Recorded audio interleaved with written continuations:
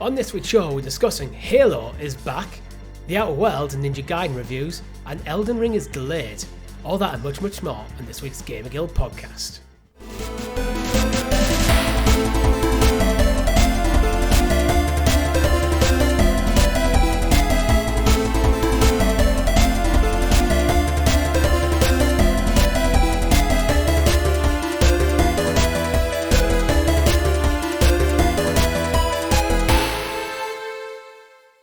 Good game, everyone, and welcome back to the GamerGuild Podcast, your weekly show where we round up all the week's video game news and stories for you, or for your viewing or listening pleasure right here on youtube.com/GamerGuildTV, and up there in the digital cloud on your podcast preference of choice. Your podcast players for this week are myself, Mr. Richie, and the Arcane Rogue, Mr. Chris. How the devil are you? I am devilly good, sir. Devilly good? A good week at work. I'm about to have a week off for half term. So that's always good. Going pumpkin picking ahead of the spooky season. Got some games to play. Yeah, it's a good time. Although it's getting nippy. It's getting cold now. I'm starting to notice it. And of course the clocks go back. The clocks went back yesterday when this show goes live. So although we get an extra hour sleep in, right? That's the thing when they go back. You get an hour extra in bed.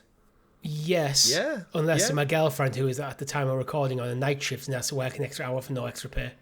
Because bullshit. Absolutely. Or, like me, a 2-year-old does not understand the clock's gone back, so she'll get up regardless. You're getting up at 4 in the morning. No, not that bad. 5? I'd sellotape her back to the bed if that was the case. No, about 7 or 8 is the usual. Well, I'll be getting kicked out of bed when Nat gets home from work. So, before we get into it, make sure if you haven't already, you like the video, subscribe to the channel, and click on the bell so you're kept in the loop of all amazing content here at GamerGuildTV, such as Pokemon Blue is finally finished. Well, hey.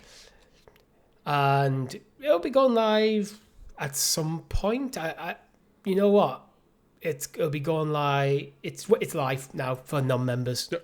Yeah, I haven't put at the time of recording. Yeah, at the time of recording, I haven't pushed it live, but I will push it live. So there's that. What have you been playing, Chris? Well, I finished Ghost of Yotei. Got the platinum sorted in that one, as you did yourself. So the two of us are sitting happy on the platinum trophy. Not too tedious in the end. The cleanup, I think I'd like yourself done most of the errands and the quests and the side stories just naturally as I made my way through it. It is, yeah. It doesn't ask overly too much. I'm actually quite surprised it doesn't ask you to find like every single meticulous shrine or bamboo thing. I think there's a couple for one of the trophies. I think you need like 3. I think it's the bamboo, the fox shrines, and one other, but it doesn't require you go and get every single other thing. I don't think it would have been too bad of an ask if they asked you to do that, because I got them anyway. Yeah, I think I had pretty much had everything bar 1 or 2 little bits, but yeah, did those anyway. Wrapped up on the story, thoroughly enjoyed it. I do think, upon reflection, there's a few things. As much as I enjoyed my time with it, I still definitely think I preferred Ghost of Tsushima. I think I mentioned it a little bit last week, and the kind of the story of Jin in comparison to Atsu. I think they're both great stories, but I think Jin's just resonated with me more. It stood out for me more, felt more unique, and that was probably just because it was the first time we'd had a game like that. And I think playing the sequel, yes, it's iterative, yes, it's more of the same, and it feels good. But I just think the original just had something about it in the moment, which it just, I don't know if we hadn't had gameplay like that. We hadn't seen a world as beautifully realised as Japan, whereas this, as someone who played Assassin's Creed Shadows, is now my 3rd time in about 5 years. I've explored an open world Japanese game, which I've never done it in my life before, and now I've had 3 in 5 years. So, when you feel like maybe it's just a bit of Japanese fatigue setting in. But yeah, overall, really enjoyed it. I'd say Atsu's story, her emotional arc she goes through, is very much in the back end of this, in like the game. I think Jin's was a bit more spread out, so it felt like you went more on a journey through the entire time with Jin, where it feels like Atsu's, the big emotional points happen really kind of in the 3rd act of the game. Yeah, the kind of final 10% of the game for me as well felt, in a way, a little bit rushed. There were certain things that happened, and I was thinking, okay, then you would expect it to have a bit more room to breathe, but it was very much like beat, twist, beat, and it's over. I was like, okay. And then even the after game takes you back 6 months, doesn't it, if I recall? So it's not like the the open world exploration for your trophy mop up is even just like free exploration. It's one of them games where it's just like, no, it just takes you back to a save point before you fought the final boss. And it's like, I feel like I always prefer games that give you a more natural lead into a reason to be, unless your character's gone at the end of it. Like, I don't mind it if there's a very good reason within the narrative why after that point you can't go do the mop up. Mm-hmm. I don't feel like Gosuyote had that though. I feel like you could just go and explore. Yeah, there was absolutely no reason for me why she couldn't just go crack on with it, and the leftover bits of the story there. I suppose there is a little bit, but I don't want to mention it because it would be spoilers. Yeah, but it's kind of like literally epilogue, her decisions, like, and who she's going to be going forward. Yeah, the nice little nod. I think there's a side quest that references the Ghost of Tsushima, which I quite enjoyed as well. That's an awesome some nice one. Little touches there. And again, just stunningly beautiful. I do wonder though now, I know there's been stuff circulating this past week around SuckerPunch and what they could focus on, and I know the directors said it in the past, like there's maybe 10% of people at the studio would like to go back and do like Sly Cooper, and Infamous is still on the shelf, but I think the trajectory of their studio, I think a bit like Naughty Dog, they've kind of evolved beyond a Sly Cooper, even Infamous to a degree. I think with Insomniac and Sony having Spider-Man and now Wolverine and then X-Men, if we go off the leaks, chances are the kind of superhero quota for Sony and PlayStation exclusives is kind of tapped out. And I think an Infamous game, as much as I'd love it, I think from a marketing standpoint, Sony really don't want to step on the toes a little bit with a similar cadence of, remember when The Last of Us came out, or Last of Us Part 2 was due out, and then Days Gone came out, and even though they were very, very different games, just from a marketing standpoint, it's hard to distinguish. Yeah, because Infamous would have to be probably better than any of the Marvel offerings to really land well, because it doesn't have such a strong IP.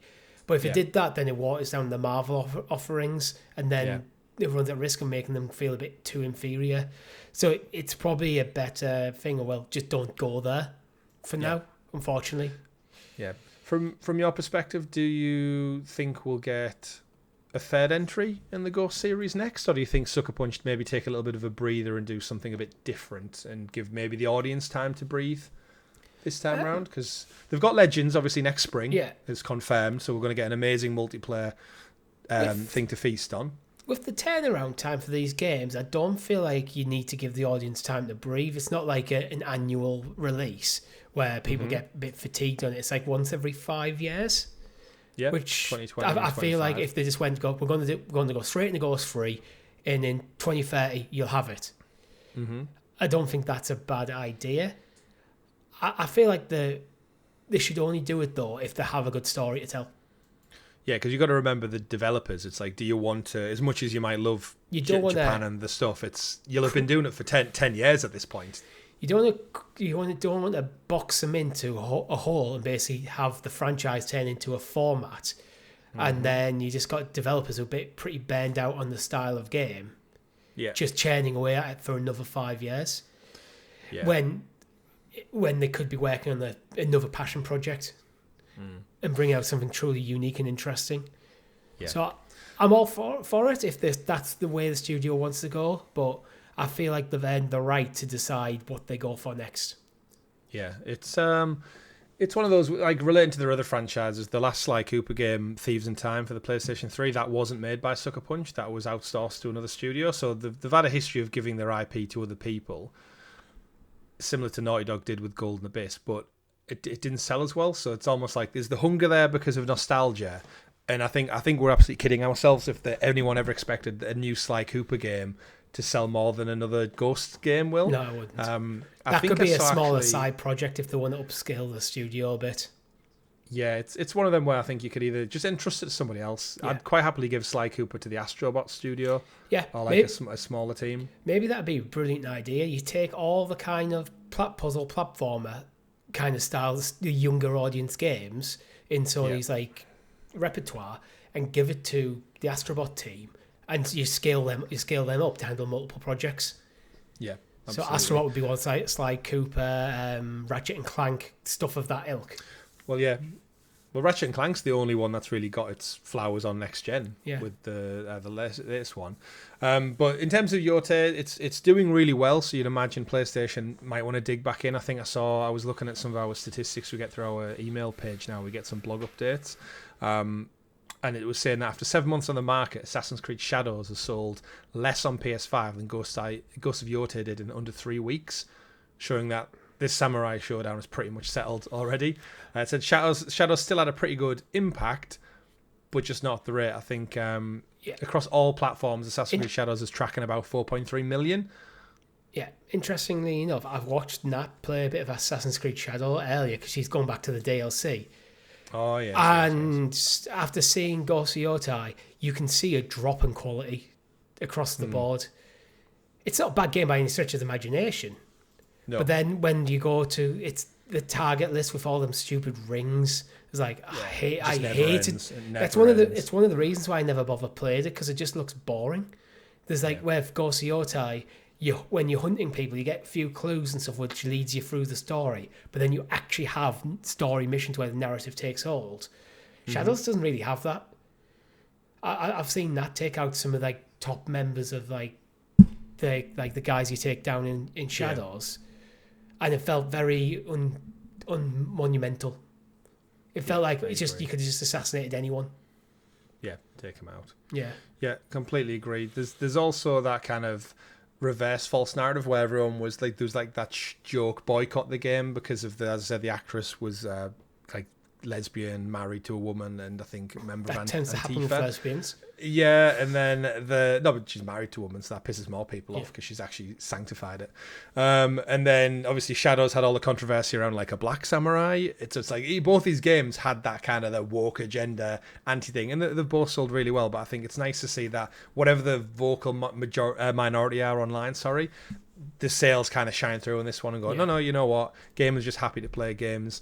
There was some interesting statistics around it as well that actually showcased that more people played Yote who were traditionally PlayStation Studios games. So if you played Spider-Man, if you played Helldivers, if you played Astrobot, Death Stranding, chances are you were more likely to buy Ghost of Yote. And I think that's similar to you and me, is we always keep an eye out for PlayStation first party, because there's that quality, that magic you just don't get with a lot of third party. And the more games of PlayStation with that PlayStation Studios logo you play that turn out to be absolutely awesome games, the more you're willing to just give them a chance. Yeah.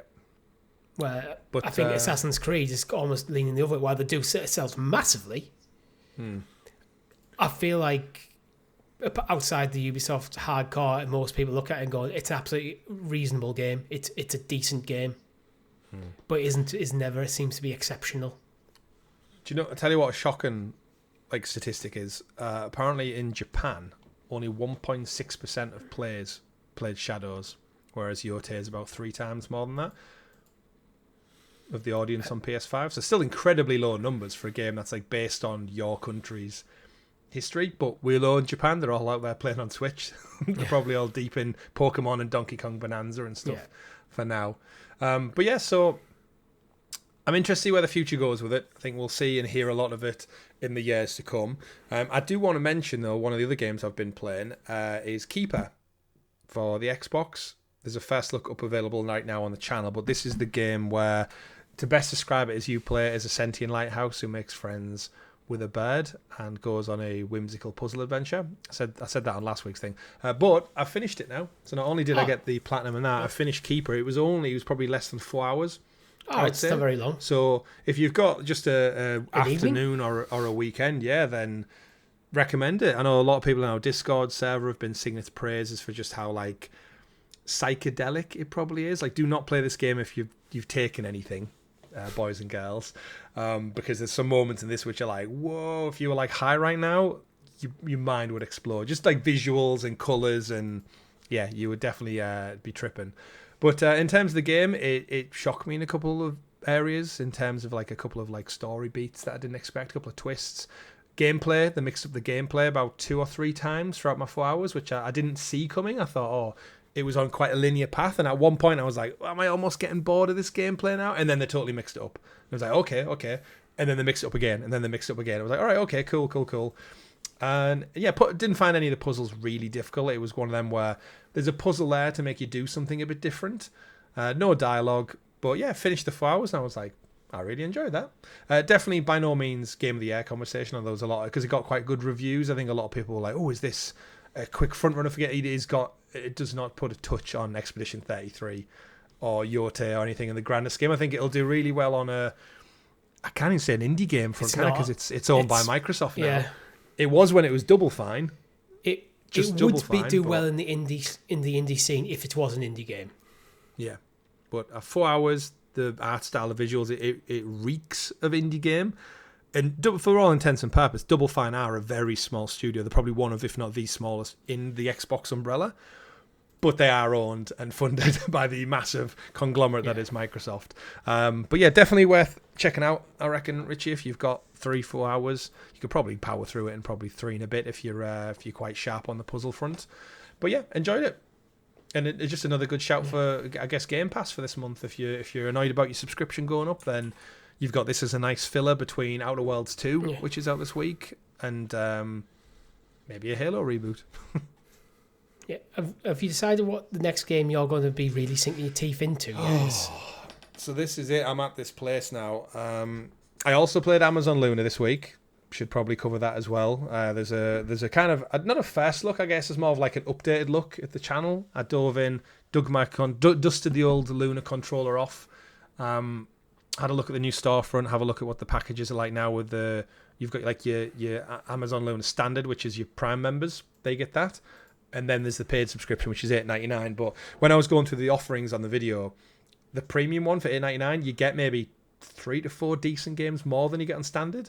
But for Prime customers, you get Indiana Jones and Hogwarts Legacy right now for free. So it's like that alone is probably really good. Again, it's still missing a lot of the big titles. But as far as a cloud offering goes and a free option if you've already got Prime, like I and probably millions upon millions of people already do, it's a decent offering. Ran smooth as shit, as we expect. It said cloud gaming. I think you and me both know it just works as expected. Jumped between a few games on the video between Indiana Jones, Hogwarts Legacy, Sonic Mania, just to kind of show it. Boot it up on my phone at the same time to show how quick you can jump between devices, just like we used to in the Stadia days. And I think if they market it right and they bundle it with Prime, I think it's in a good place right now. Yeah. But, so the kind of relaunch looks like it's heading in the right direction. Yeah, I mean, I think they've understood that they're not going to just get these like swells and swells of customers coming in. So I think they need to look at their existing customer base, which is Amazon Prime customers. That's where literally millions around the planet are already there. So it's kind of go where your audience already is. And if you can meet them in the middle, maybe pull them over with 1 or 2 big titles. And like we've said time and time again, this channel, haven't we? It's just the future generations. They don't care about consoles as much as we do. So as long as you just stick it out, like we always said Google should have done, just stick it out until the youth of today are paying adults who look to buy their own games. When they're no longer 10, they're now 18, 19, 20-year-old. Cloud gaming and touchscreen phone gaming and stuff, and not having to pay £800 for a premium Xbox, that appeals to them in today's shitty, expensive, inflated world. But you got to stay the long game. You can't just come in, dip your toes for 2 years and expect a miracle. Part of me thinks that what a service like Luna really needs is to figure out what the next Fortnite of the world is going to be and be out front and centre doing a heavy marketing campaign as if it's the best place to play it. You know, when sometimes you get a game kind of synonymous with a platform without it actually being an exclusive. Mm-hmm. It could do something like that, because if, say, Fortnite 2 came out and it was Amazon Luna all over the marketing for that, all the kids out there will be thinking, if I want to play this game, I need to get to Amazon Luna, and then you get that influx. Yeah. And then once you hit that critical mass of players, it should be easy sailing after that. Or at least easy sailing. But it's one of those where, I mean, they've still got their own first-party studios, right? Yeah. And they're not on Luna, so if they're going to make an absolute cracking game, then you need to promote it on your own platform. If it's exclusive to play it there, journalists and stuff will be forced to play there to review it. It's one where I think 99% of people wouldn't care with Amazon's own games being on Luna. But for people like us, and probably our audience, it does always come across as Amazon don't care about Luna, because they're not even supporting it properly themselves. Yeah. Well, we're seeing it when Amazon Gaming sponsors the Game Awards, but they don't mention Luna. Yeah. So it's one of them choices. So in terms of what I'm playing next, I'm feeling maybe some more retro stuff. So I'm tempted to go back and play Sly Cooper 3 because I played 1 and 2 and got the platinums earlier on this year. So it feels like something like a nice short game. I've got Indiana Jones there on PS5 now, so I'm tempted. But I've got a couple of like retro ones in the library that I've got stock for next year. I wanted to go through the Bond games, as I've said. There's a few just things lined up, so I'll put some feelers out there. I might jump into Uncharted 2 on the channel. Just again, see how work schedules line up, see how things line up. But I've got a pretty much free slate between now and James Bond 007 First Light in March, so got a good couple of months to kind of just test the waters and see what comes out. But we could get some announcements today, even that we could do. That might help my decision. How about yourself? What you've been playing other than wrapping up on Yote? Wrapped up Yote, wrapped up Pokemon Blue, and then I've just started playing Dragon Quest XI. And because I picked 3 random games out the cupboard that I haven't played on PlayStation, shuffled them with my eyes closed and told Nat to pick left, middle, or right. She picked middle, and that was Dragon Quest. That's how I picked that game. Because I was just waiting one of them when I was wrapping up Yote. I was like, I don't know what I want to play. I don't even know what style of game I want to play. So I was like, I'm just going to play something that I already have. Yep. At least probably maybe for a couple of weeks. If not, depends how much I get into it. I might even go for the platinum. I don't know yet. Yeah. Just to kind of feeling with it. Kill time till I know what next game I want to play is. Yeah. I have got Octopath Zero on pre-order, but that's not till December. Oh, so you've still got a little bit of a window. Yeah. So Dragon Quest may take me well into November. Interesting stuff. Yeah, so I don't know yet. I am still in that kind of I don't know what way to play. Yeah. Fair enough. But plenty to choose from at least. Indeed. But I think, Chris, it's time for you to introduce us to the graciously gathered Gamer Guild Gazette, aka the news. The news. And as always, the news is brought to you by our Guild Heroes, which you can join for as little as 99p over on the YouTube channel, which give you early access previously to the final episode of Pokemon, but now that is literally up for everyone. I did it while recording. But I have actually rendered out a full playthrough of Pokemon Blue from start to finish in a single video, which is about 16 hours long.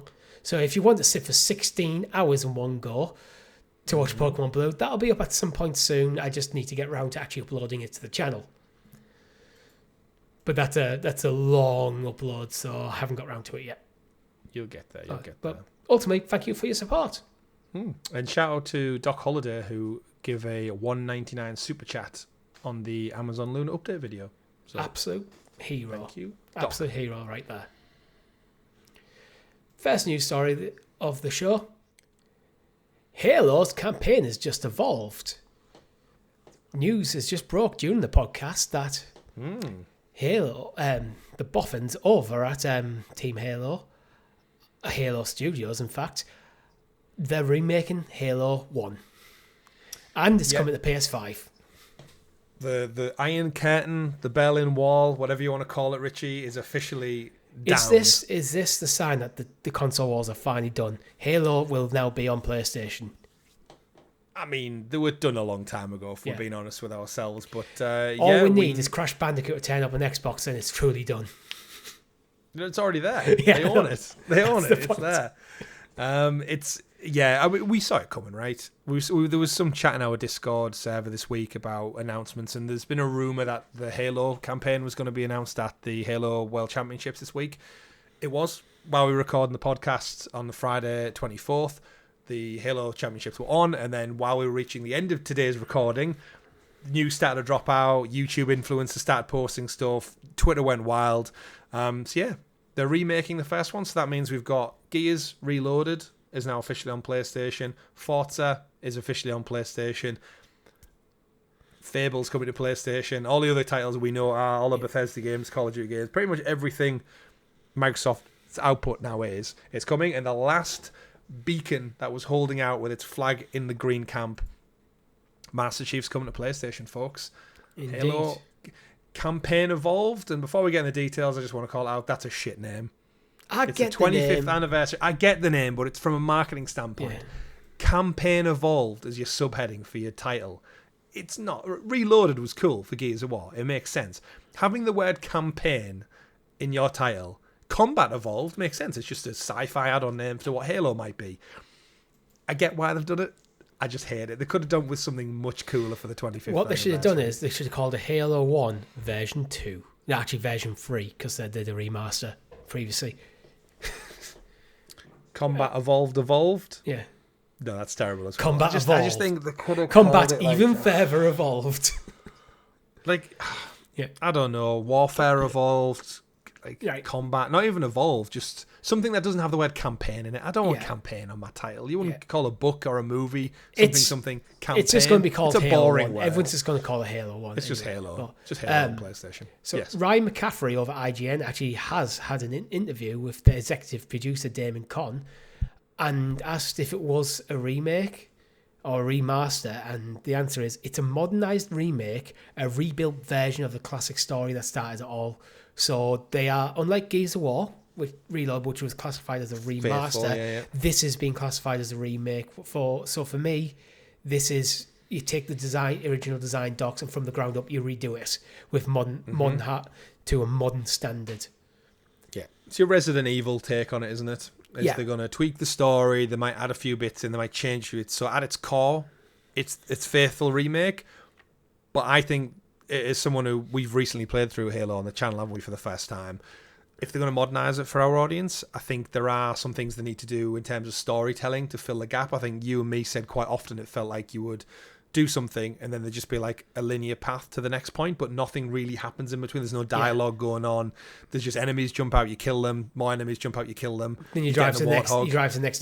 Slightly open area, you kill the enemies. Trigger more enemies. And a lot of the, especially when you went into buildings, I remember us walking through like one kind of temple thing, and every single room looked like every other one, and it's kind of disorientating. Yeah, we got lost a few times, but again, original Xbox of the game. times, yeah. And Well, it was the Combat Evolved, ironically, that made it what it was. OG Bungie showing off their first-person shooter skills. So I'm looking forward to it. I'll be buying it. I just want to buy it for the novelty of having a PlayStation game on my shelf that says Halo. Even if the name's daft. Well, you won't have to wait that much longer, really, because it is slated for 2026. And the 25th anniversary of Combat Evolved is November the 16th, 2026. So seems like a reasonable timeline. Yeah, I think they'd be daft to miss that anniversary date. They've still got over a year to work on this. Yeah. So this is the reveal.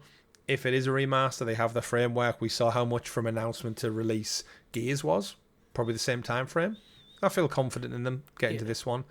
And it's a good starting point for PlayStation users, and I think maybe jaded Xbox fans who just kind of want to know what that next cycle is. Yeah, I am just largely stealing off Ryan McCaffrey's work here from IGN because he's got a good interview. You should probably just go read the article. And he's got some nice bullet points. So he's asking about the campaign being evolved. Does that mean there's multiplayer? There's going to be campaign co-op for 2 players and split screen, or up to 4 players online and cross players supported. So PlayStation, PC, Xbox players. Yep. All play it together. The sort of, as the name suggests, this is campaign only, so you will not get Halo 1 multiplayer. But let's be perfectly reasonable. Is there many people calling out for the Halo 1 multiplayer nowadays? I think the maps and stuff, possibly, but then I feel like that's faithfully recreated in Infinite. So it's almost like if you want to go play Halo online, you want to play on the latest one, which is Infinite, and that's where they want to funnel you towards the latest game.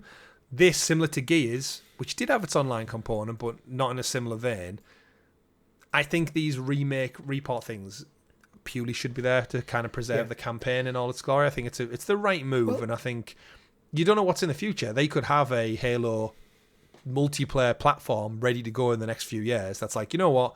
We're going to drop Halo campaigns regularly, but for the core audience, here is your Call of Duty Warzone equivalent, essentially. Halo Warzone, for all intents and purpose. Halo Campaign Warzone, if you want to add the naming convention. And then, you know what I mean? I feel like they should separate them for going forward. I'm a big believer in that in games going forward, where I feel like if you want to make a single-player game, make a single-player game. If you want to make a co-op game, make a co-op game. You can make Halo's story is a single-player game that you can play co-op. Where I say a co-op game is something like a Split Fiction. You have to play co-op. And if you want to make an online game, make it online. And because I think the design of the game and how you approach things like narratives and stuff work differently. So Halo Studios should just make an online Halo experience where you can play like the kind of battle arenas, team deathmatch stuff from traditional. Maybe you do throw in new modes like Battle Royale, or maybe like an extraction shooters kind of stuff. You can do all sorts of different stuff, but have that as a standalone thing.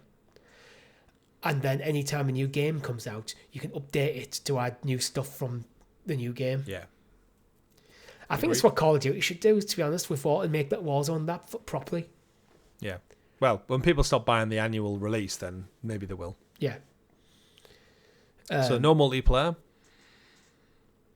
There's no guarantee other Halo titles will be coming to PlayStation. They're not willing to announce that just yet. So no Master Chief Collection. I think Infinite might be the next logical choice, just because get your reboot out and then get the latest one out. Because we know with Gears, let's face it, I think now we've got Gears Reloaded. I think E-Days might be day and date for PS5. We'll see. Yeah, there's no real talk over the price, so hard to know. And same as Gears, I reckon. Yeah. I think Gears was like £38-40 if it's just the campaign. But Gears was a remaster, so being a remake, there's a lot more effort. So maybe around the 50. Maybe 50, yeah, 50 quid. I feel like going 80 for the campaign, which is probably 10 hours long, is if they expand it maybe up to 20 hours, might be asking a bit much. Yeah. Yeah, they are adding new campaign. There's a lot of the little changes to the gameplay, but they are trying to be faithful. There's a nice detail there that says the campaign will include a 3-mission prequel story arc revolving around Master Chief and Sergeant Johnson. Ryan, in his interview, asked if those missions will be available straight out of the box or if they need to be unlocked by completing the campaign. So almost like you finish the story and then you get the prequel released, but they didn't give an answer. So, and this is where they can be iterative and maybe pad out the story of why is Chief here? What's going on? What's the imminent threat? Because I think you and me both enjoyed the second game a lot more because it felt like it added more context to the story, whereas the first one very much was drop in, kill these guys, get out, everything's blown up while you're driving the Warthog, and it was we enjoyed it. But it didn't feel as rich as I think maybe nostalgia and what we were thinking and hoping for. I think it's worth remembering Halo probably came out at the end of the kind of era where you'd get home from wherever from game and you'd read the manual because it had elements of the story were in the manual rather than in the game itself. I feel like narrative telling in the game itself hadn't quite taken off to the same degree when the original Halo came out. And to be honest, Halo is probably one of the games that kind of ushered that in to give it its props. So there might be stuff that's in that was in the original manuals, that's in lore and all sorts of side content that they've took and put into the game to provide more context to what you're doing and why. To flesh out the characters a bit more, flesh out the world a bit more. Yeah. There's some good details here in the gameplay that they mentioned. So some of the little tweaks and quality of life improvements, saying that you can pick up any weapon and wield any weapon from the enemies. There's dismemberment that's been included for the flood enemies. There's an extra seat, as we mentioned, in the Warthog, so you can, when you're playing with 4-player co-op, someone doesn't have to run along behind. And the biggest thing I think for our point is the team also said that the level design has been thoughtfully updated to smooth out any pain points.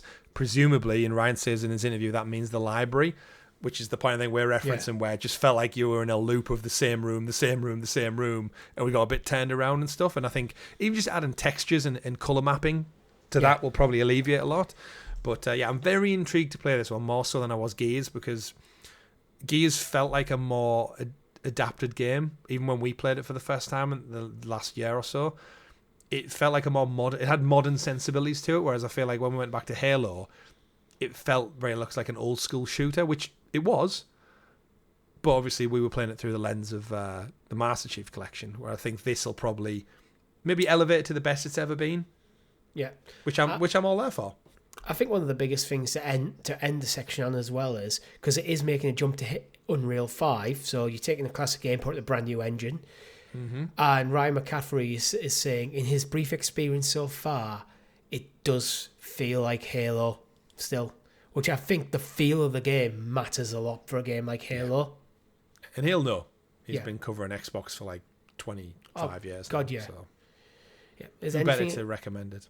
Anything else you want to talk about with Halo? Because it's still early hours, literally early hours at the time we're recording. Yeah, it's breaking news. It's one of the rare times we record and we get breaking news. The official announcement from the Halo studio, from the Halo live stream, might not have actually happened yet. Yeah, at the time of recording, according to their official schedule, it's due to go live at the Halo Championship events in 3 minutes' time. Yeah. But while we were recording the show, the Halo Championships were all talking and chattering about it and such. And then, if I look at it now, coming up, they've got the Halo Campaign Evolve Deep Dive. They've got someone wearing a PlayStation t-shirt there, which is telling, but they're still yet to segue into it, whereas in the real world, influencers have put videos out. You and me have been reading articles now, so in this weird time warp bubble that we're in, we've covered Halo before the actual live announcement of Halo has happened. It's because they're doing at a live show and not the sense of it's a live show as on the internet. It's actually in an auditorium with people watching. It's live in play Halo. It's like once the competition's done, they'll probably segue into it. It's just running a bit long. Yeah. So the deep dives there, we're breaking the news before the poor sods who've gone to the actual dedicated event actually get to see it. Their phones will be kicking off right now going, oh my God, Halo news. And they're at the big grand hall going, they've not said anything How many yet. people do you think in that hall going, I bought a ticket to this event because one, I do like watching people play Halo. More that I wanted to be in the room when it first got announced, and now I'm finding out from my phone while I'm in the bloody event when it's about to be announced. Campaign Evolved. But if you want to learn more, I'm sure by the time this show goes live on the Monday, there'll be tons more details. Every outlet will be covering it. A lot of people seem to have had hands-on with the demo, so maybe we'll get teased with the demo at some point by the back end of the year. Potentially a year out from launch. A lot of people that haven't hands-on with the game. It's a good sign to me. Yeah, absolutely. But as I said, the dam is broke. There is no true Xbox exclusivity anymore. Nope. And if you're a PlayStation fan, you are eating good right now. Indeed. On to the rest of the show, Richie, which we've already recorded. Enjoy. Next up, The Outer Worlds 2 is out now. Well, it's out in early access for the Premium Edition members. And how are the reviews looking, Chris? For the what? I don't know. I got my tongue twisted. How are the reviews looking, Chris? I was going to say, how are the news? How's the news looking? The reviews. The reviews. Ninja Gaiden doing really, really well. I think actually every reviewed game that's come out this quarter seemingly is doing really, really well. Yeah. 82 on Metacritic. It's currently sitting, which is up there at the top. Are you talking about Ninja Gaiden? No. What did you say? Outer Worlds. Oh, sorry, I've got them mixed up on my... Continue with Ninja Gaiden. Should we just cut that whole bit and start that bit again if we're going from anywhere? Yeah, I've got them up as Ninja Gaiden in my running order. That's why. Oh, yeah, they're different. Yeah, it just must have been the way the tabs opened up. And I didn't catch what you said. Actually, before we do that, there is a new member of the channel, which I didn't even clock. Someone called Terra, Terra, who's been a bronze member for 25 days, and we've not clocked him yet. Yeah. So give him a shout out and then go into the... Terra. Just Terra. Like Earth. Yeah. And a special thank you to Terra for joining at the bronze tier. Thank you very much. Very much appreciated. Thank you for your support. Guild Heroes Unite. And Guild Heroes, you will be united in hearing about The Outer Worlds 2 because it's out and it's early access for the Premium Edition purchasers. How are the reviews looking, Chris? Very favourable. Once again, if we head over to Metacritic, the Xbox title just came out. This is the third game, Richie, this year. The third game. Not the third game. There's only been 3 games this year. I'm blanking on the studio. No, I'm blanking on the studio. Obsidian, that's the one. Yeah, Obsidian. This is their third game this year between Grounded 2 and still technically in beta, but it's there, it's playable. And what did they have at the start of the year? Disavowed. Avowed, yeah. Oh god, I forgot about Avowed. My brain suddenly shut down. For those in the know, we paused the show to get the Halo news in because it's an inside scoop thing. The Halo reveal happened on Friday night, but it happened US time, so we're recording late at night, and the reveal technically should be happening during the time we're recording. So we're going to record the Halo news after the fact. So we had to take a pause, and it's through my whole process off of what we do and what we talk about. But yes, the Outer Worlds 2 by Obsidian. It's their third game out this year. It's their third banger to come out this year, sitting at an 84 on Metacritic. To go over to some of the critic reviews, to give you a bit of a taste, I'll read from Xbox Era, gave it a 9 out of 10. They said, The Outer Worlds 2 is a confidently made game in a perfectly scoped, excellent gameplay, writing and voice acting. The combat and movement are the biggest step up over the original. Whether you've played that title or not, if you want a choice-heavy, narrative-rich adventure in a far-out solar system, then this game is worth a download or a Game Pass buying outright. Windows Central also followed up with a 9 out of 10. They say The Outer Worlds 2 doesn't reinvent the wheel, but delivers a more refined version of the formula that works. Better exploration, better combat, buoyed by a tight role-playing experience that feels crunchy and isn't afraid of cutting off branches depending on the player's skills. The overarching story is a bit more like self-serious than its predecessor, but the numerous side quests still lean comedic. A few bugs aside, it's not a game to miss. And then I guess we'll pull in a lower one. We keep going through a few of them. Yeah. IGN given an 8 out of 10. They said, once you get past a weak first act, Outer Worlds 2 sharpens Obsidian's RPG formula with a smarter writing and better combat. And Eurogamer similarly given an 8 out of 10, saying the Outer Worlds 2 is for better or worse, still fluffy gaming comfort food, but it's significantly improved and better than its predecessor in almost every way. So yeah, plenty of 8 out of 10. 8 out of 10 seems to be the average across the board. Yeah, it's currently on Metacritic an 84 on Xbox, dropping down to an 81 on PS5, 81 on PC. So it's going to fit more favourably on Xbox. But sometimes I wonder, is that just about what's come out around it, where Ghost of Yotei has just come out on PS5? Could that potentially impact the thinking a bit in some of the scores? But there's still some, like on PS5, some really high scores. Gamer Heroes give it a 95, CG Magazine 90, Game 8 90, Games Radar Plus 90, PlayStation Universe 90, Game Informer 88. So there's some big outlets giving it very high scores. Yeah, so in fact, Game Informer, though its main narrative is anticlimactic, I'm left amazed by how much Obsidian was able to cram into this 30-hour odyssey, with side content that weaves seamlessly in and out of the golden path, and a level of reflexivity other RPGs often try and fail to achieve. You know what? I love that. That's a good phrase. I'm stealing that. Side content that weaves seamlessly in and out of the golden path. That's what I always talk about, how I found things like The Witcher 3 and things like Ghost of Yotei, where it's like, it doesn't feel like the content is just slapped on the map for the sake of being slapped on the map. It feels like part of what you should be doing. Yeah, natural in there. So yeah, between then Avowed getting 80 on Metacritic, this one sitting at an 84, and then you've got Grounded. The original one was 83, and from what I'm hearing, Grounded 2 and beta is more of the same, but improved in most aspects. Probably talking around an 80 as well. So, in theory, Obsidian this year, 80s across the board for all of the game releases, and doing a lot of heavy lifting for Microsoft. They're almost like the Insomniac of Xbox Studios right now. 3 games in a year is impressive for a studio. 3 quality games as well. I don't think Obsidian making a good RPG surprises anyone, to be honest. They've been at it for a long time, and they just seem to keep going. They don't seem to be like the guys who pushing to be the biggest players on the planet. They tend to be going for slightly smaller games, with like Outer Worlds 2, as for an open world RPG being about 30 hours, is on the smaller side. Yeah. But there again, Ghost of Yotei wasn't that big either, actually. But they seem to just, with their storytelling, just seem to do really well. Yeah. They'll have highly competent gameplay that doesn't feel out of place in 2025, with a good narrative, interesting aesthetic. There you go. We're going to produce another absolute banger of a game. Yeah, congratulations. Any interest in playing this one? I didn't play the first, so I feel I'm already dissuaded by. I don't want to dive into the second one. I'd want to play even the though first it says one you first. can. Yeah, and the first one's really good. It's just that I think when it came out first time round, I was just busy playing other things, and you know from my point of view, at some point, wasn't it? I think so. Yeah, and you know my standpoint Yeah. on the kind of that Bethesda aesthetic type game. It's never one that it doesn't really visually appeal to me. And one thing I will say though, from all this, Is this why you haven't played Indiana Jones? That doesn't look like a Bethesda game though. But it is one. It looks like an Indiana Jones movie. Yeah. Yeah. I have played the Wolfenstein games though, so there is something about just machine works.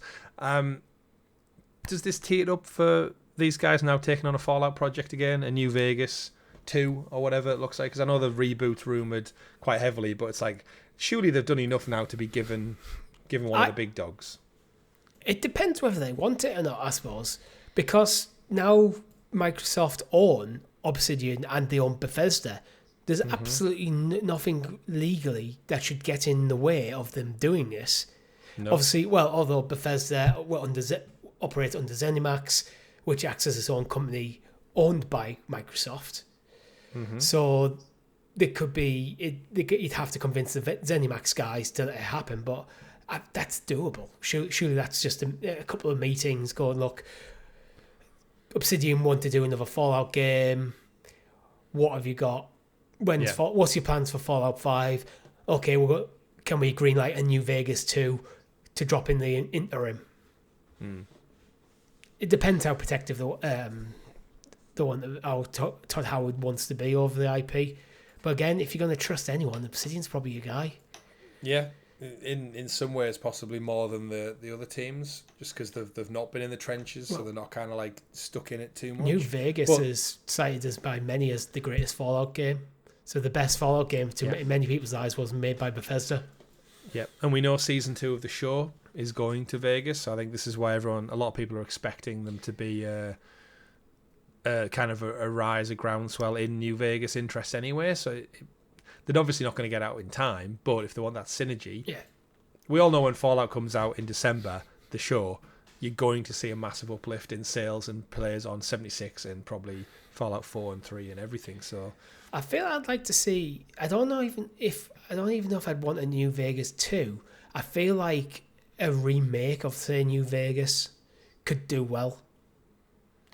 Bring it up to modern, like, you know what they've just done with Gears, with Reloaded. That kind of treatment, really bring it up to modern sensibilities. It's because the game probably plays absolutely fine, but just probably feels a bit dated. Yeah. So go back, repolish the game. No, wouldn't even have to be a full remake. A good remaster could probably do really well. Well, either way, Obsidian, well-deserved rest. No, get back to work. We want more games, damn it. Outer Worlds, it's I can see Outer Worlds getting a third game. It strikes me as just that franchise that would just have 3 games in it. I obviously haven't played them, but it seems the marketing, the comedy and stuff, it's kind of ready for it. I do think it's one that I'll get around to. Out of all the games that they've put out recently, Xbox, it's one of them shooters that I look at it and I look at the comedy and I think it's got that kind of Bioshock vibe to it as well, which I think it's been a while. And as we said at the top of the show, I've not got anything on right now, so now might be a good time to maybe check out the first one, see how it vibes with me. And then I've got a double run of 1, 2 until Christmas. You know what's kind of interesting? With Bethesda, you've got things like the Elder Scrolls, which is kind of your high fantasy, medieval, aesthetic kind of games. Then you've got your post-apocalyptic games, which is your Fallout stuff. And then with Starfield, they'll go, okay, we're going to do a sci-fi version. But yet the Outer Worlds 2 is probably better. Yeah. The Outer Worlds is probably a stronger franchise than Starfield. So Microsoft have that and probably they've come out quicker than Starfield did to usually higher ratings. In fact, I think there's 2 Outer Worlds games being released in the same time that Starfield was released. Know what they're doing. Got bullets in the chamber. Indeed. But what if I wanted to be a ninja? I was just about to transition there. Ninja Gaiden, Chris. If you want to be a ninja, now is not bad. I can't talk tonight. A Ginja Ninja. Do you want to be a Ginja Ninja? Let us know in the comments below. Ninja Gaiden 4. Yeah, we know we got all these announcements at the Xbox event. Was it Game Awards or was it otherwise? And we knew we were getting Ninja Gaiden Black, wasn't it? Which was the kind of the reboot remaster. We got that back in spring. Received very, very well. It's more of the same reboot, and we knew 4 was coming. So Ninja Gaiden 4 out now again. Metacritic sitting at 82. To give you some kind of tasters from reviews, Jewel Shockers gave it the top score, 9.5 out of 10. They said, I wasn't sure what to expect with Ninja Gaiden 4 at first, as it felt like there was no way for the game to live up to all its expectations. The more I play it and spend time with the game, though, the more I fall in love with it. The combat is a perfect evolution that maintains everything I love about Ninja Gaiden, whilst also incorporating the accessibility and convenience of a modern gaming design. The camera, the targeting system can be annoying at times, but often, more than not, those concerns fade away as I get into the groove, carve up enemies with my favourite weapon. This is the gold standard for fast-paced, high-octane 3D action games. I just hope we don't have to wait another 10 years for the next one. Can I just point out, though, my issue with that Jewel Shockers review is an outlet called Jewel Shockers reviewed it on Xbox. I feel like you're letting the team down, guys. They should be called the Jewel Sensors now. Yeah. Games Radar Plus did review it on PlayStation 5, give it 100. Ninja Gaiden 4 takes a torch from the second game, runs with it, and impales the nearest hulking demon. This is a genre triumph that delivers slick, over-the-top action that rewards patience and mastery, and a blood power system that adds a combat layer that allows you to push yourself beyond your limits. A deadly delight. Action doesn't get much better than this. Wow. Sounds decent. These ones always strike me a little bit like gameplay, like what to expect, because I've never played any of the previous Ninja Gaiden games, but I think of them all like Devil May Cry, like just hack and slash. I feel like 4 is maybe a bit closer to Stellar Blade, where it's verging on Dark Souls, Elden Ring levels of difficulty. I think they are meant to be difficult games, but there is more of like you learn the boss fight moves and a little bit more hack and slash. Maybe closer to Final Fantasy 16, but there's a spot in between where I feel like they kind of resonate with this one. But again, doing fantastically well. Looking at all the different reviews, GameSpot, even they gave it like an 8 out of 10. Even after barreling through the campaign in a couple of days, I still couldn't help myself going back for more. Ninja Gaiden 4 is a brutal menagerie, good word, of excessive blood spraying, gratifying weapons, and gloriously stylish action. It banishes the sour memories of Ninja Gaiden 3, which again, don't know anything about the franchise prior to this title. I'm guessing 3 was a sore spot and it killed the franchise for 10 years. And has me pining for more character action games, serving as a wistful reminder that games like Ninja Gaiden, Devil May Cry, so I was right, and Bayonetta ruled the roost before the recent proliferation of Souls-likes, which might be kind of where I'm coming from, where it looks like a Souls-like, but this is what existed beforehand. Every change is meaningful, adding to the rock-solid foundations and evolving formula to bring out the very best in this phenomenal combat. If Ninja Gaiden Ragebound or Shinobi Art of Vengeance weren't enough, then Ninja Gaiden 4 solidifies 2025 as the year of the ninja. Right. Good review, that. I like it. It is. I can confirm your thoughts on Ninja Gaiden 3 without actually knowing anything about the game are absolutely spot on. Because it came out in March 2012. And take a guess what you think the average review score on Metacritic is. 55. Close. 58. Oh, that was a good guess then. Yeah, it actually was a good guess. And 7 positive reviews. This is on PS3. 25 mixed and 11 negative. So it's not a few outlets skewing it. It's just generally poorly received. And the user scores are 5.1, so it largely matches up. Yeah. A handful of people like it, but most people didn't. It does seem like it was kind of probably the culprit of the Ninja Gaiden games were much loved, but then as we hit the tail end of the PS3 360 generation, a lot of studios probably moved on to their next thing, and that's why we often lament, like, we've lost Infamous, we've lost Killzone, like, there's a lot of big franchises which kind of they drew the line at the end of last generation, and the studios probably moved on to newer IP, new ideas. We've got a brand new console here, more power. Like, what can we do to mix it up a bit? And I think 10 odd years has passed, as you said, and the kind of nostalgia and the people lamenting some of the bad games and average games we've gotten over the last couple of years, and seemingly 4 is a return to form. So yeah, but there's sometimes you can look at a franchise that kind of maybe was great in the PS2 era, fell out by the wayside in PS3, didn't exist in the PS4, and you can look at the franchise and go, actually, the franchise is good. The game was shit. We made a bad game. Let's go back to it and make a good game. And people fall in love with it. That's what Ninja Gaiden have done. It because I think it's probably in the news so much at the moment because of the long period of time. It's like, this is the chance for Ninja Gaiden to return to form. Yeah. And this is, I guess, the unfortunate thing with modern day gaming, that studios are so quick to drop something if it doesn't absolutely set the world on fire. Like Days Gone. We should have got a Days Gone 2, but we didn't. The Order 1886. How often have we sat here and said, you know what, it might not have reviewed from well, but the foundation was there. And in the PS3 era, I reckon if the Order had came out and other games had came out in PS3, they would have probably got a 2 and a 3, and they would have gone on to better things. But I think we hit PS4 and it was like, if you ain't selling 5, 6, 7 million, you're not good enough. It's like, oh, I'm sorry. You know, like when Square Enix come out and say every game Final Fantasy hasn't sold, it's like, fuck's sakes, like you need to give them a break. And maybe, you know what, a game that doesn't sell as well, over a couple of years, it could build a cult following. It could get more impressive. You could do patch updates. So then there's a community wanting a sequel. Set your expectations properly. I feel like because Square Enix need to hear that more than anyone, because every game that comes out doesn't seem to live up to expectations in terms of sales. So it's like, well, clearly, if there's a trend that every game doesn't live up to expectations, the problem is your expectations. Yeah, but I think with games like The Order, I remember when that came out, the biggest criticism was the length of the game, lack of replayability for such a full-price title. But since then, we now live in an era where you can get a first-party PlayStation Studios game out that is considered to be a smaller game and set at £50 rather than £70 or £80. So I feel like we're living in a world now where there is that other tier of pricing that now exists that didn't when The Order came out. And if The Order came out at, say, back then what full price game was 60, if it came out at, say, 40, 45, I think a lot of the complaints about it would have disappeared. Yeah. I think if it released today, brand new, it still looks better than most. I know we come back to the story all the time. It still looks better than a lot of things you'll play today. We come back to it because it's a good thing to use. Yeah. It's a good reference point. It's a really good reference point. But I completely agree. Also, the audience is older. Like when The Order came out, we were 24. Yeah. Had the world on our shoulders. We had nothing, no bills really. Well, maybe the world on the shoulders means that the world's getting you down. World at our feet. Our feet. That's the one. Yeah, shoulders, feet, head, shoulders, knees, and toes.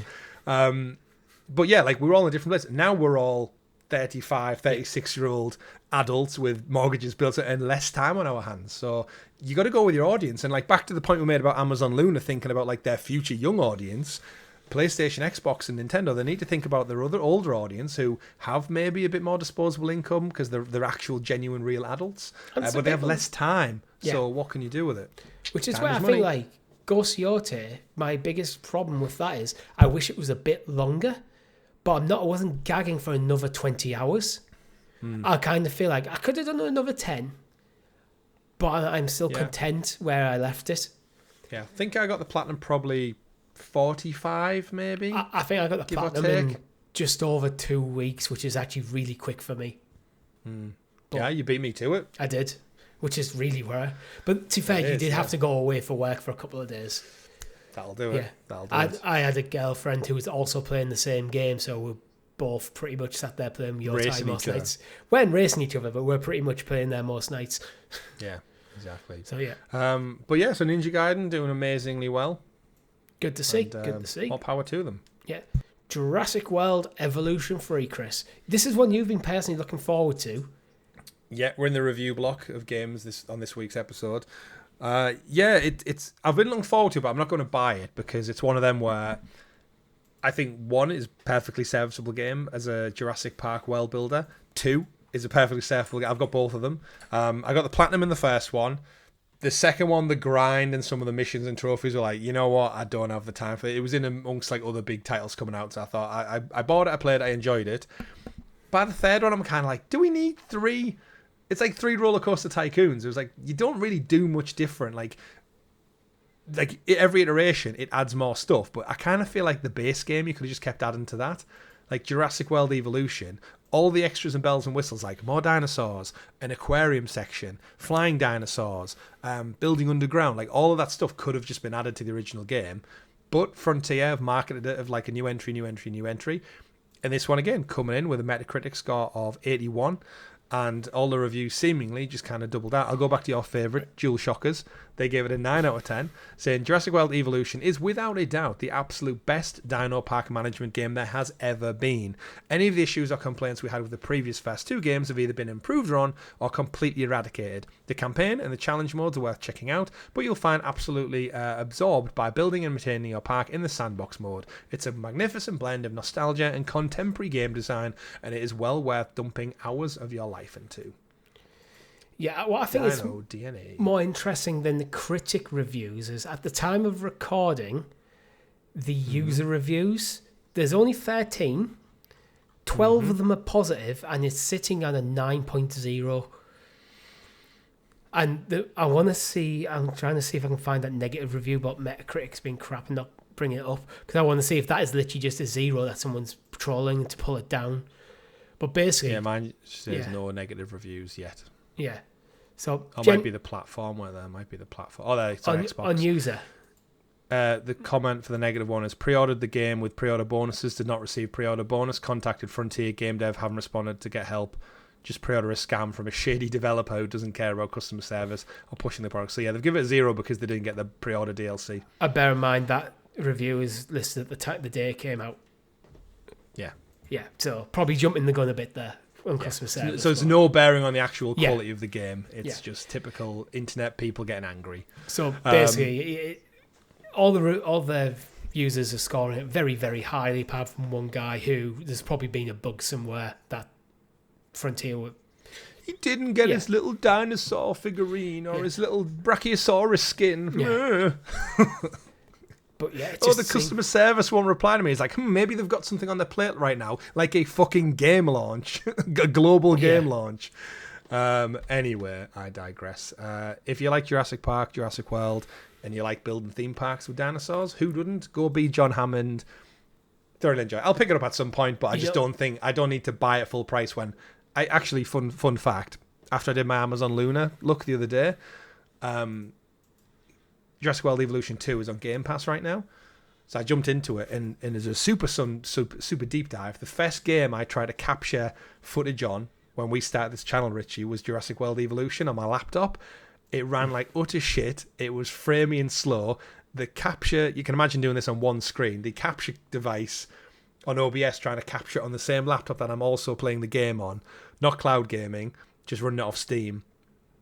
Couldn't cope at all. Didn't really know what I was doing. I was just trying to capture overlays and see what I could do.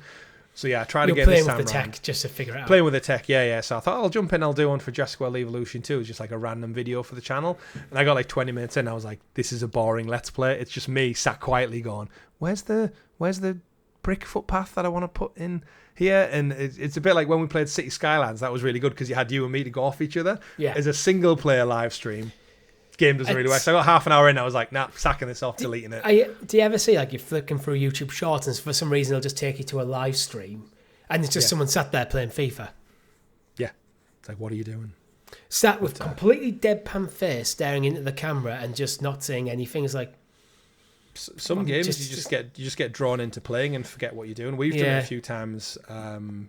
You try not to, but it works better with two people. It does, because two people gets the conversation flowing quite naturally. Absolutely, like we're doing right here. Yeah, but you know what?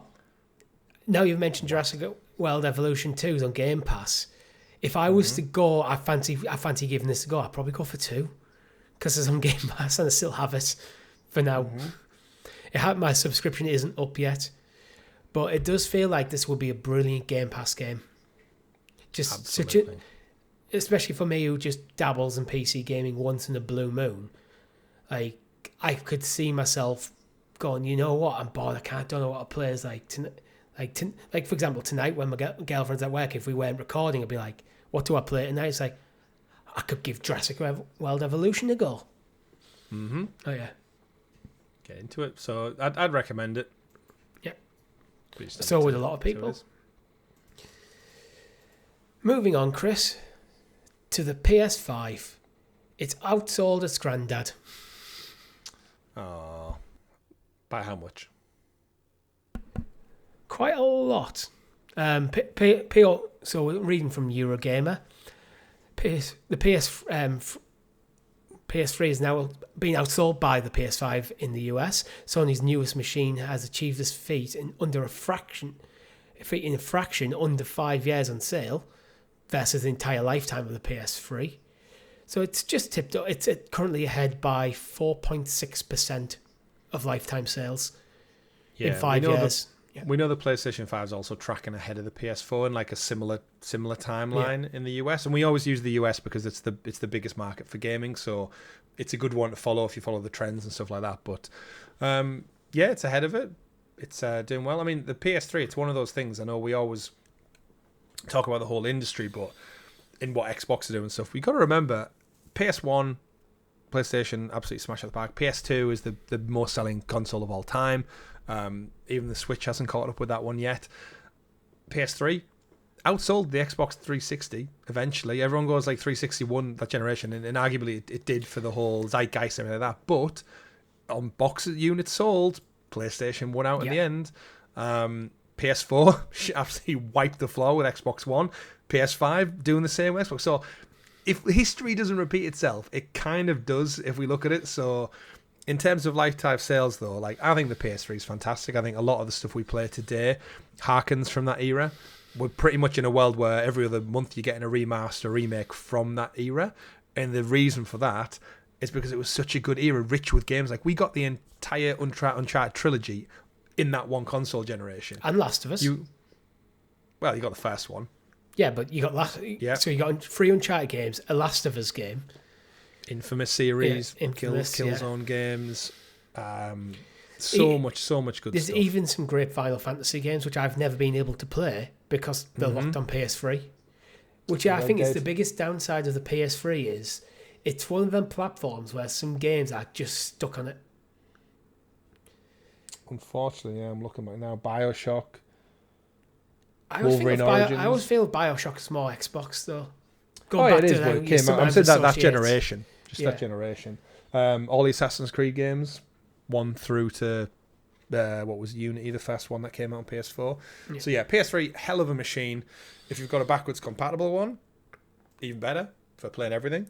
But no surprise it's been outsold because it cost a freaking fortune and it came with every memory slot, multimedia port known to man, and it was a Blu-ray player as well. But it was a beast that did far too many things, but I have a very soft spot for a PlayStation 3.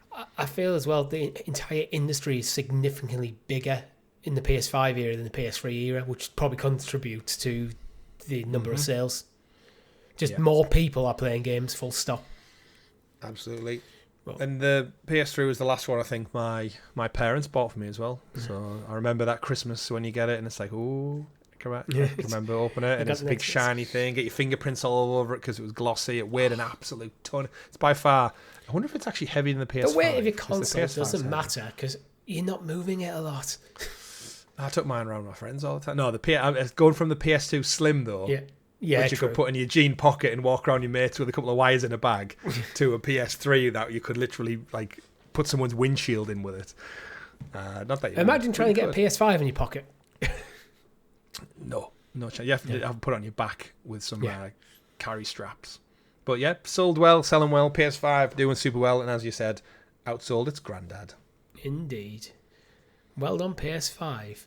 Because another thing Sony's doing well is the PlayStation Portal. Me and you, both huge fans of the Portal.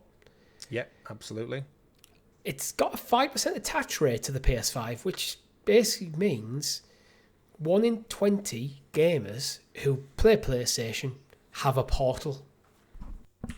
Good. Yeah, it doesn't seem like much when you say it as a percentage, but then when you think about 1 in 20, that's not bad for a little peripheral. That basically tells you that 1 in 20 PlayStation owners is probably like a hardcore gamer, I would say. Your casuals aren't just... You're playing Call of Duty and FIFA, you're probably not really going out and buying this extra device, but if you're like us who play all the first-party games, just the stuff around them, the AAA games that come out every year, you're probably more clued in the ecosystem. And I think if you are in the ecosystem, like we are, it makes sense, right, for your case use, basically. What? I think this is potentially the ultimate dad add-on to your console. Absolutely. Like, dad on.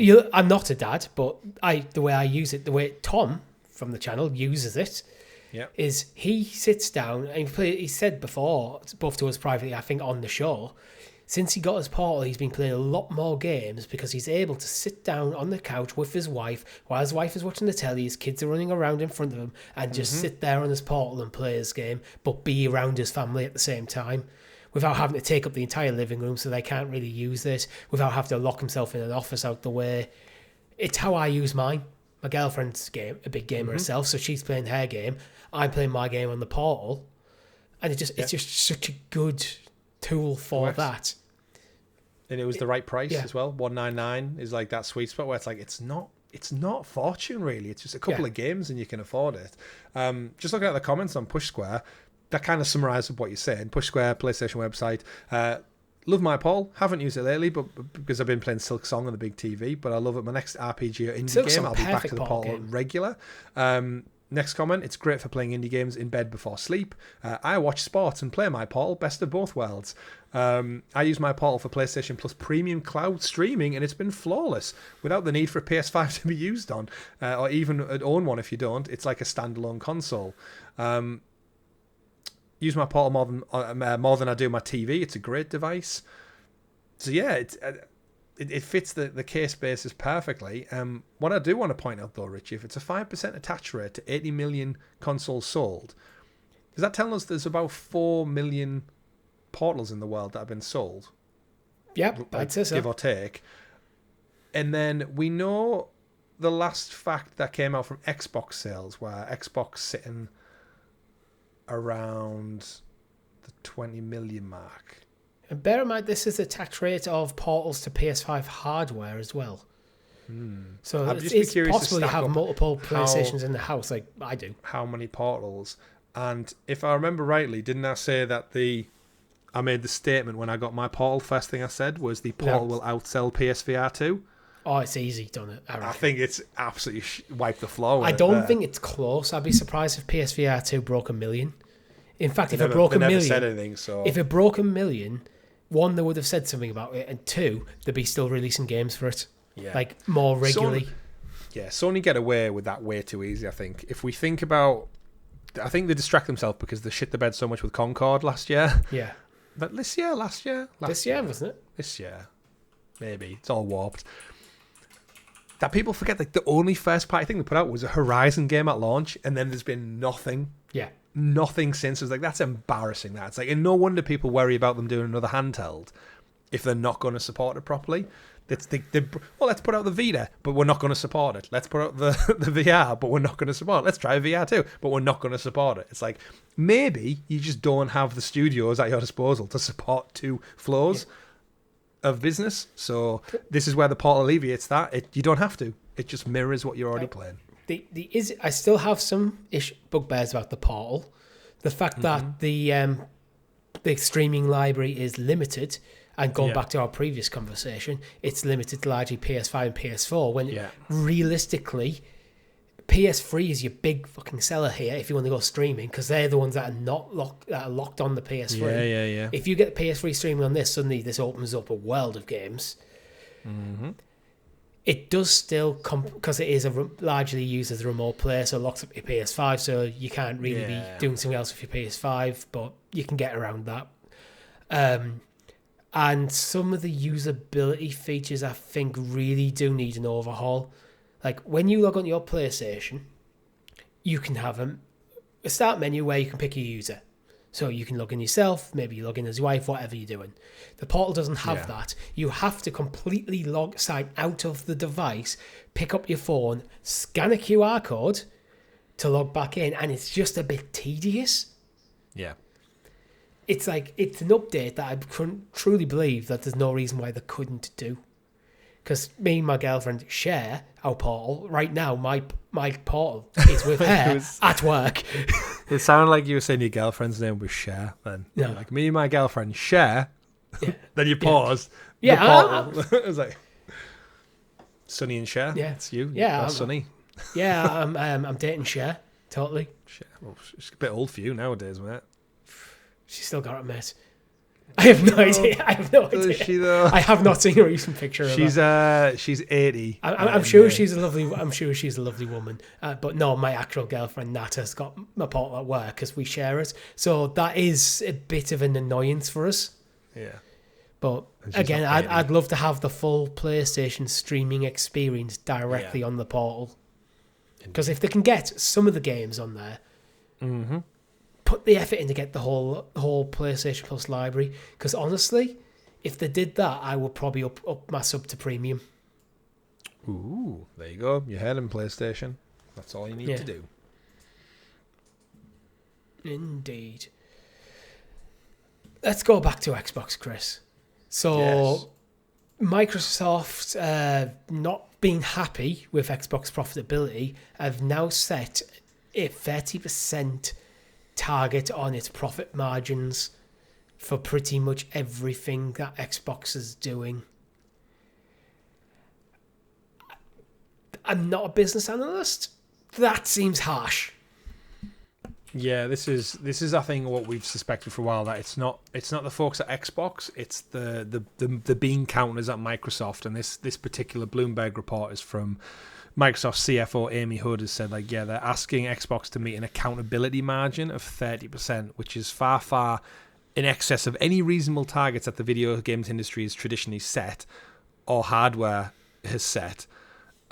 We know over the last couple of years the gaming division has undergone some kind of changes, self-destructive tendencies. They bought Activision studios, slashing market budgets, release games on other platforms, which has done them quite well. But Microsoft and Xbox have also done price hikes. The customer kind of relationships going, and it's the goodwill has kind of like shrunk massively. But yeah, according to this report, should take a greater interest in a role in the gaming side of Xbox, but 30% profit demands are far beyond the industry averages.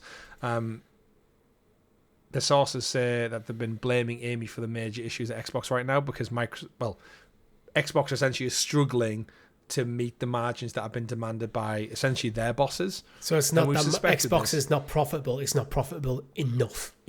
Yeah. So... But I don't know where you really go with that. I don't know. It's when Dina Bass, and Jason Schreier from Bloomberg are reporting that 30% margin is far in excess of reasonable targets for the video game industry.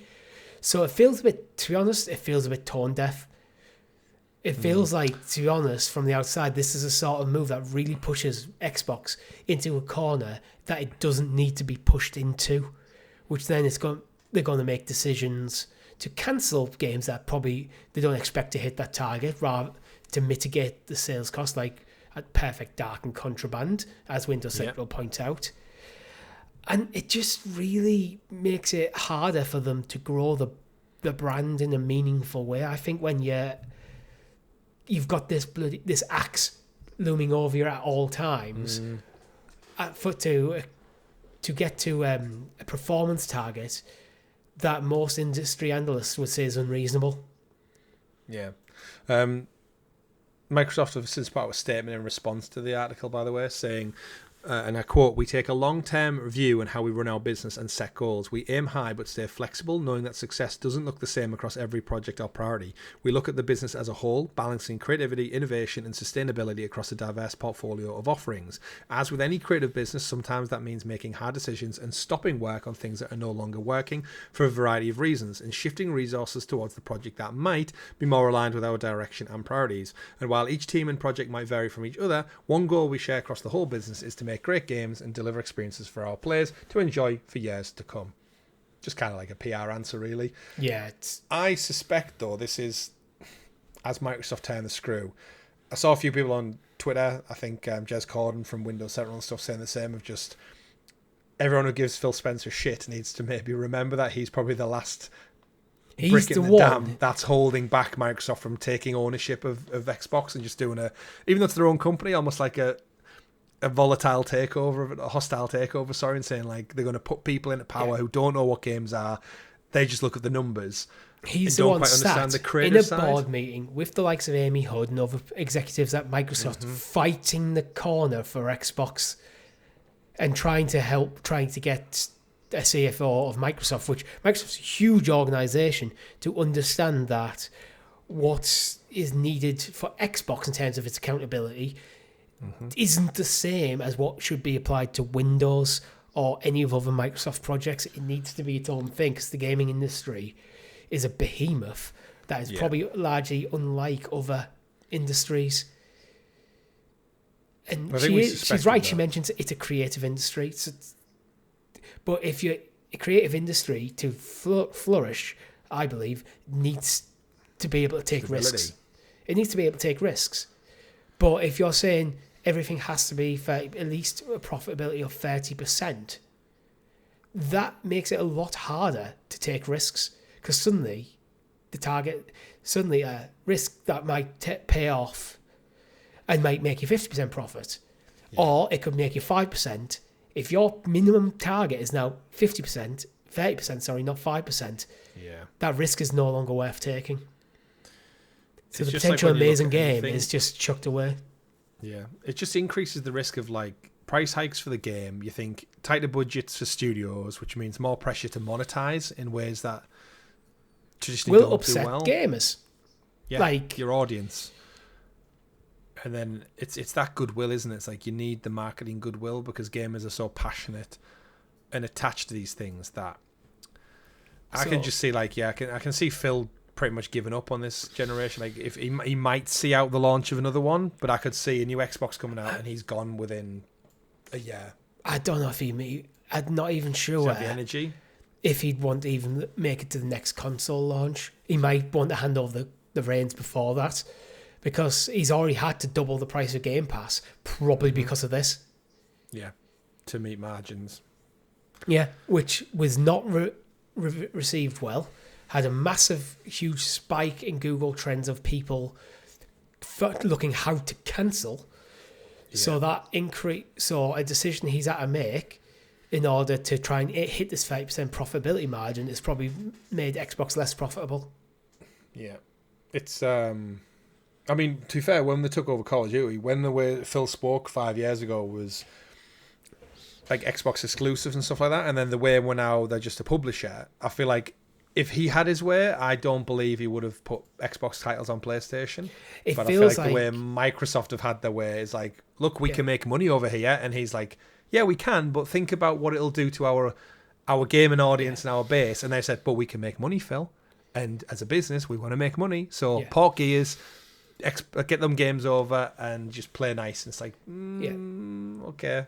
It feels like a lot of things that we've talked about over Xbox over the last year or so, under the lens of this 30% margin, suddenly makes sense of why. It's like, why is Xbox doing that? Seems weird.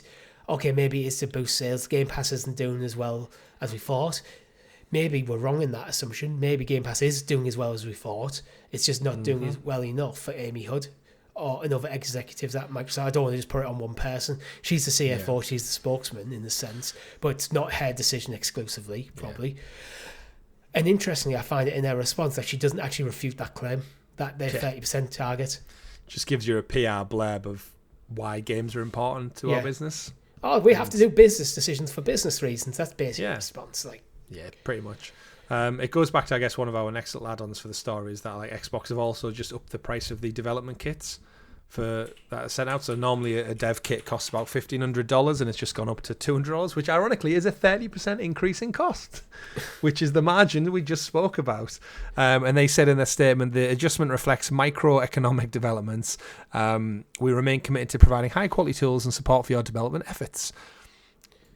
So, again, it's not a dent for an EA or a Square Enix, but for an indie studio, and bear in mind, take Balatro, Game of the Year contender last year, one guy. Where's he going to find the extra $500? I mean, he'll be fine because Balatro's made billions. Yeah, but the next guy him. It's that we've seen some devs come out, haven't we? And they've been asked, why isn't there an Xbox version of the game? And they've said, well, we have to prioritize. And there's millions of versions of the Switch out there. There's millions of versions of PlayStation out there.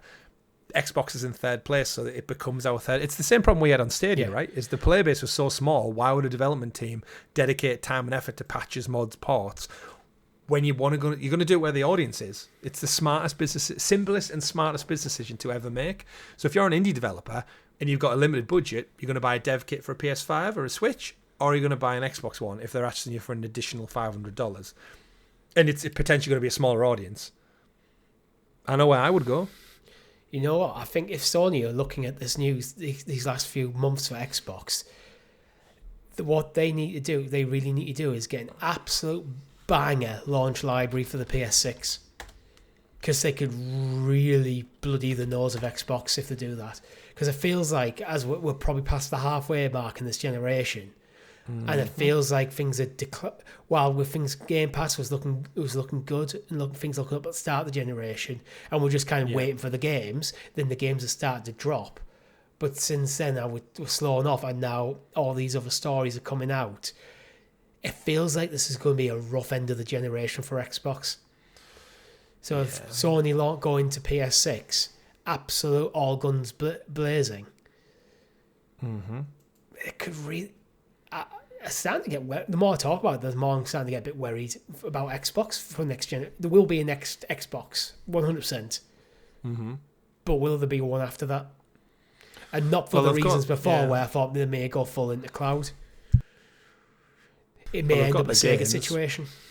Yeah, they've got the games, which is, I guess, a saving grace of all this. But apparently there's also a big PlayStation sale at the moment. If you in America, if you buy direct from PlayStation, there's something like $100 off at the moment, and it's not even Black Friday yet.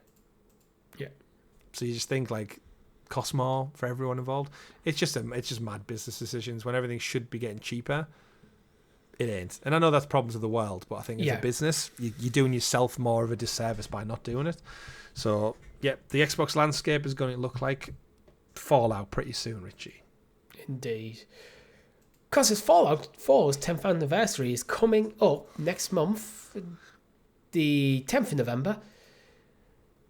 And there's going to be an anniversary edition of Fallout 4 that comes with basically everything. All 6 official expansions, including Automatron, Far Harbor, Nuka World, Wastelands, Contraptions, and Vault Tech. And over 150 Creation Club items. Which is the mod guys, right? Yeah, it's mods. That Bethesda loves so much. So it kind of official mods. Just in time for the TV show. So this was the best thing they could cobble together. Which, you know what? If you've not played Fallout 4, I think that's a fantastic package. Yeah, I think it was announced last year, actually. It's not a new announcement, but they've announced now what's going to be in it. For PlayStation owners of the game, there will be an anniversary upgrade. Yeah. I don't know if that's a paid upgrade. It probably will like be. Pathway. Yeah. I would have thought so. We got the PS5. I think I got the PS5 version for like £10 or something when that came out. I remember, because if I recall, it was on PlayStation Plus at the time, and remember they had that dodgy thing where if you had the PlayStation Plus version, you couldn't pay to upgrade to the PS5 version, even though you owned the game. You'd like downloaded it and claimed it. So I think within a week later they'd patched it. So I think I upgraded to the PS5 version using my free copy of the PlayStation Plus one, if that makes sense. So I got a full version of the game for a tenner. Even if I cancel my PS Plus subscription, I keep the upgraded version. Yeah, well, let's be fair. What happened there is Sony were trying to price gouge people to buy the new version. Yeah, and they got called out. Everyone kicked off, and they probably knew that people were going to kick off. We'll see how bad the reaction is, and if it's too bad, we'll just patch it and call it a glitch and move on. Yeah, that's what happened there. Well, they did it with Horizon Forbidden West, didn't they? At first, they tried to charge more, and it was like, hang on a minute. Yeah, no go. No way, Pedro. Well, I think I might have bought the PS4 version of Horizon Forbidden West because you got a free upgrade. So, and the PS4 version that was cheaper on Amazon. So I think I saved myself £10 and get the same game. The only difference really to me was the box, but who cares really? Fallout 4, Fallout Season 2 actually 17th of December. Cannot wait. Looks good. Yep. Should we rattle through these quick ones while we squeeze the Halo news in at the front of the show? Yeah. So next up, the CEO of Remedy has left the company on the back of FPC Firebreak. Yeah. CEO Tero Virtala stepped down from his position with immediate effect. Been the CEO since 2016. He's going to be succeeded by Marcus Mackey in the interim until a new CEO is chosen. He's been on the company board since 1995, so he's been there long enough.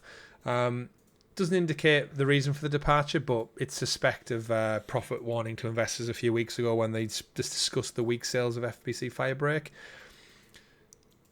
I think it's one of them things where I think it's more just it's just time for change, maybe. Yeah, he's been there 10 odd years at the head. It's one of them where I don't think Firebreak can really be put down. I don't think they were expecting it to do really great because let's face it, their bread and butter is going to be in Alan Wake, Control, and the contract they've got with Take-Two for Max Payne 1 and 2 remakes. Definitely expecting it to do better than it did. But maybe this is one of them where this was his kind of brainchild to go like, okay, we'll bring out this games as a service style game to keep things ticking over. Then it completely flopped. Yeah. Well, it's the same you could argue and say like Herman Hulst. He was there when PlayStation did this pivot with Jim Ryan to live service. Jim's obviously left and retired. Herman's there after moving up from Guerrilla. Now he's been demoted in a way because I think did they give the CEO job to Hiroki Totoki, I think it was off the top of my head. I think so. And he kind of got demoted into a different titled role, but he's no longer the head honcho of PlayStation Studios or something. So I think it's a similar thing. Split the role and then shoehorn someone above it. Yeah. So it's kind of like it's getting rid of you without getting rid of you. But I feel like reading it, I wouldn't read too much into it because Alan Wake received very, very well. Control 2 is going to be absolutely fine. It's going to sell loads. Firebreak was something that every studio is seemingly trying. I mean, we ripped into Quantic Dream last week, didn't we, for their terrible 3v3, what was it? Something, Spellcasters Chronicles attempt? Oh, God, yeah. So it's clearly every studio needs to try something to make profit between big titles. It's worth even SuckerPunch are trying to do it with Legends. Between Ghost of Yotei and whatever next, they're doing a Legends next year to try and get some multiplayer money in the door. I still think with Legends for Ghost of Tsushima was such a hit. I feel like instead of having it tacked on to Yotei, make it its standalone title, because then I think it'd actually have more legs. Yeah, same. And you could keep supporting it independent of anything else you do. But going back to this story, I think it's worth mentioning as well, things like Alan Wake 2 took a year to become profitable. Control, I think, took a little while to become profitable. Yeah. So, but seemingly evergreen. I feel like I still see Control, especially going back to Luna this week. It's because it's so long to become profitable. Actually, I think Al Davis Music in our Discord said it's set to come to iPad. Yeah. At some point. Because it took so long to become profitable, they're trying to make money out of it still. Quite possibly. But does well, sells well. Yeah, indeed. Moving on to last two stories of the show. Krafton is going all in on AI. I don't like AI. I'm just going to be straight up. Yeah, fuck Krafton. Fuck Krafton if this is what you're doing. To be honest, I've moved away from using Google search because the amount of AI shite they just put in your way of finding stuff. It got to the point where I was sick of trying to filter out through the AI stuff. Like, this is no longer a usable search engine if you don't want Google to guess what you're after with AI stuff. I just want my search engine to take me to reputable sources that have the information I'm looking for. So I've moved away from Google search for that reason. So I'm just generally anti-AI. I don't like how unregulated it is. I don't like how it's getting rammed down our throats so much at the moment. Yeah. And I don't know. And I feel like, especially in the creative industries, I think it produces shit content that gets in the way of actual artists doing good work.